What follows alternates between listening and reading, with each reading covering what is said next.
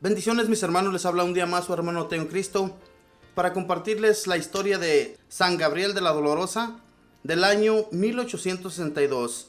Abra sus sentidos mi hermano, mi hermana, vamos a poner atención, vamos a estar atentos a la historia de este santo, porque a través de las historias de ellos, a cada uno de nosotros nos dan ganas de seguir los caminos del Señor. Pero si leemos historietas, libros que no nos llevan a nada, en verdad lo que vamos a encontrar es puro vacío. Entonces, ¿qué mejor que leer un libro santo? Y así nosotros vamos a encontrar la gracia de Dios, al igual que estos hombres. Voy a comenzar pues, mis hermanos. Dice así la historia de San Gabriel de la Dolorosa. Nació en Asís, Italia, en 1838. Su nombre en el mundo era Francisco Pozzeni. Era el 10º entre 13 hermanos. Su padre trabajaba como juez de la ciudad. A los 4 años quedó huérfano de madre. El papá, que era un excelente católico, se preocupó por darle una educación esmerada, mediante la cual logró ir dominando su carácter fuerte, que era muy penoso a estallar en arranques de ira y de mal genio. Tuvo la suerte de educarse con 2 comunidades de excelentes educadores, los hermanos cristianos y los padres jesuitas, y las enseñanzas recibidas en el colegio le ayudaron mucho para resistir los ataques de sus pasiones y de la mundanidad. El joven era sumamente esmerado en vestirse a la última moda, y sus facciones elegantes y su fino trato, a la vez que su rebosante alegría y la gran agilidad para bailar, lo hacían el preferido de las muchachas en las fiestas. Su lectura favorita eran las novelas, pero le sucedía como en otro tiempo a San Ignacio, que al leer las novelas, en el momento sentía emoción y agrado, pero después le quedaba en el alma una profunda tristeza y un mortal hastío y abatimiento. Sus amigos lo llamaban el enamoradizo, pero los amores mundanos eran como un puñal forrado con miel, dulce por fuera y dolorosos en el alma. En una de las 40 cartas que de él se conservan, le escribe a un antiguo amigo: cuando ya se ha entrado en religión, mi buen colega, si quieres mantener tu alma libre de pecado y sin esclavitud de las pasiones y de las malas costumbres, tienes que huir siempre de la lectura de novelas y el asistir a teatros donde se dan presentaciones mundanas. Mucho cuidado con las reuniones donde hay licor y con las fiestas donde hay sensualidad. Y huye siempre de toda lectura que pueda hacer daño a tu alma. Yo creo que si hubiera permanecido en el mundo, no habría conseguido la salvación de mi alma. Dirás que me divertí bastante, pues de ello no queda sino amargura, remordimiento, temor y hastío. Perdóname si te di algún mal ejemplo y pídele a Dios que me perdone también a mí.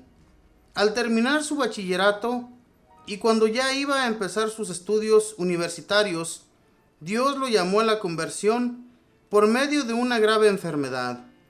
Lleno de susto, prometió que si se curaba de aquel mal, se iría de religioso. Pero apenas estuvo bien de salud, olvidó su promesa y siguió gozando del mundo. Un año después, se enferma más gravemente. Una laringitis que trata de ahogarlo y casi lo lleva al sepulcro. Lleno de fe, invoca la intercesión de un santo jesuita martirizado en las misiones y promete irse de religioso, y al colocarse una reliquia de aquel mártir en el pecho, se queda dormido y cuando despierta está curado milagrosamente. Pero apenas se repone de su enfermedad, empieza otra vez el atractivo de las fiestas y de los enamoramientos y olvida su promesa. Es verdad que pide ser admitido como jesuita y es aceptado, pero él cree que para su vida de hombre tan mundana, lo que está necesitando es una comodidad más rigurosa y deja para más tarde el entrar a alguna congregación de religiosos. Estalla la peste del cólera en Italia y miles de personas van muriendo día por día. Y el día menos pensado, muere la hermana que él más quiere. Considera que esto es un llamado muy serio de Dios para que se vaya de religioso. Habla con su padre, pero a este le parece que un joven amigo de fiestas mundanas se va a aburrir demasiado en un convento y que la vocación no le va a durar quizá ni siquiera unos meses. Pero un día asiste a una procesión con la imagen de la Virgen Santísima. Nuestro joven le ha tenido siempre una gran devoción a la Madre de Dios y probablemente esta devoción fue la que logró librarlo de las trampas del mundo. Y en plena procesión levanta sus ojos hacia la imagen de la Virgen y ve que ella lo mira fijamente con una mirada que jamás había sentido en su vida. Ante esto ya no puede resistir más. Se va a donde su padre a rogarle que lo deje irse de religioso. El buen hombre le pide el parecer al confesor de su hijo y, recibida la aprobación de este santo sacerdote, le concede el permiso de entrar a una comunidad bien rígida y rigurosa, los padres pasionistas. Al entrar de religioso, se cambia de nombre y en adelante se llama Gabriel de la Dolorosa. Gabriel, que significa el que lleva el mensaje de Dios, y la Dolorosa, porque su devoción mariana más querida consiste en recordar los 7 dolores o penas que sufrió la Virgen María. Desde entonces será un hombre totalmente transformado. Gabriel había gozado siempre de muchas comodidades en la vida y le había dado gusto a sus sentidos, y ahora entra a una comunidad donde se ayuna y donde la alimentación es tosca y nada variada. Los primeros meses sufre un verdadero martirio con este cambio tan brusco, pero nadie le oye jamás una queja, ni le ve triste o disgustado. Gabriel lo que hacía, lo hacía con todo el alma. En el mundo se había dedicado con todas las fuerzas a las fiestas mundanas, pero ahora, entrando de religioso, se dedicó con todas sus fuerzas de su personalidad a cumplir exactamente los reglamentos de la comunidad. Los religiosos se quedaban admirados de su gran amabilidad, de la exactitud total con la que cumplía todo lo que se le mandaba y del fervor impresionante con el que cumplía sus prácticas de piedad. Su vida religiosa fue breve, apenas unos 6 años, pero en él se cumple lo que dice el libro de la sabiduría.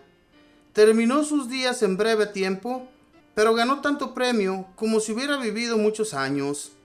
Su naturaleza protestaba porque la vida religiosa era austera y rígida, pero nadie se daba cuenta en lo exterior de las repugnancias casi invencibles que su cuerpo sentía ante las austeridades y penitencias. Su director espiritual sí lo sabía muy bien. Al empezar los estudios en el seminario mayor para prepararse al sacerdocio, leyó unas palabras que le sirvieron como lema para todos sus estudios y fueron escritas por un sabio de comunidad, San Vicente María Strambi.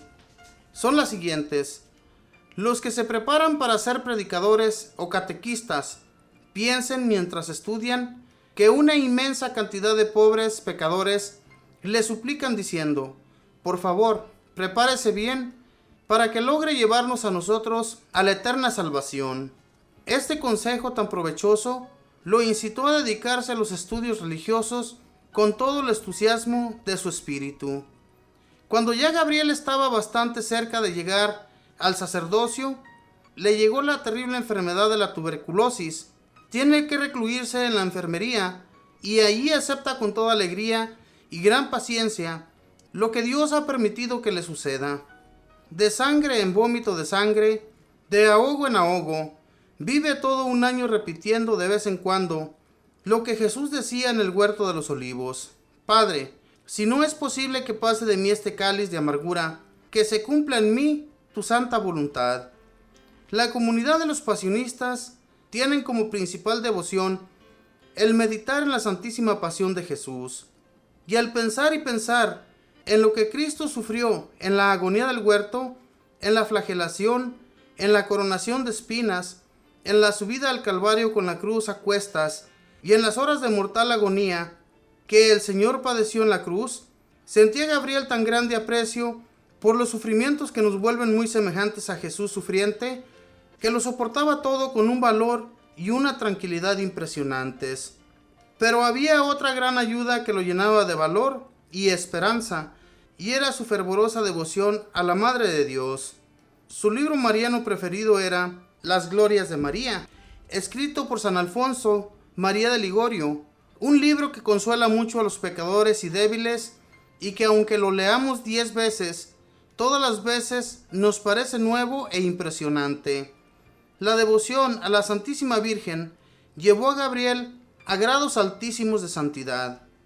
A un religioso le aconsejaba: no hay que fijar la mirada en rostros hermosos, porque esto enciende mucho las pasiones.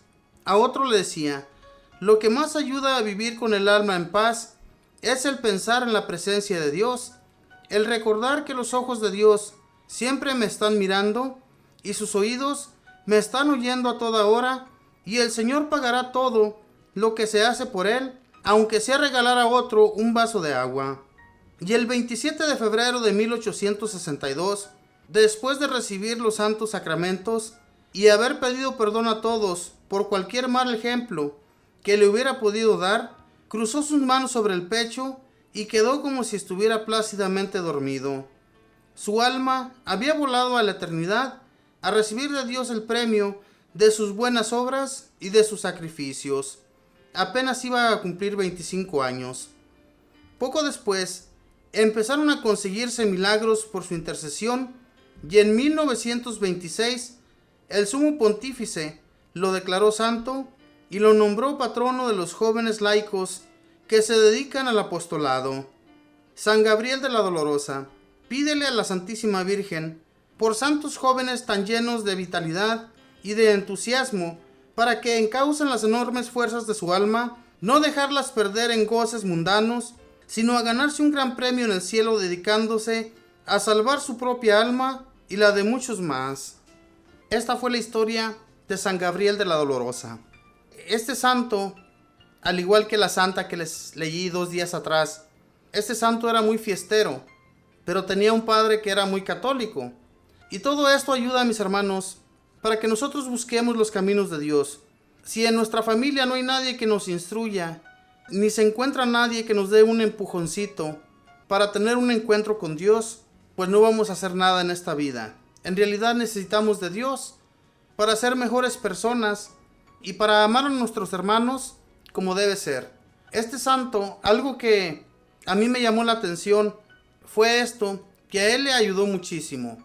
Dice que a un religioso le aconsejaba: no hay que fijar la mirada en rostros hermosos, porque esto enciende mucho las pasiones. A otro le decía: lo que más ayuda a vivir con el alma en paz es el pensar en la presencia de Dios y el recordar que los ojos de Dios siempre me están mirando y sus oídos me están oyendo a toda hora, y que el Señor pagará todo lo que se hace por él. Esto también lo tenemos que acoger a nosotros, a nuestra persona. Recordar que nuestro Dios siempre nos está mirando, que Él no está lejos de nosotros y siempre nos está escuchando.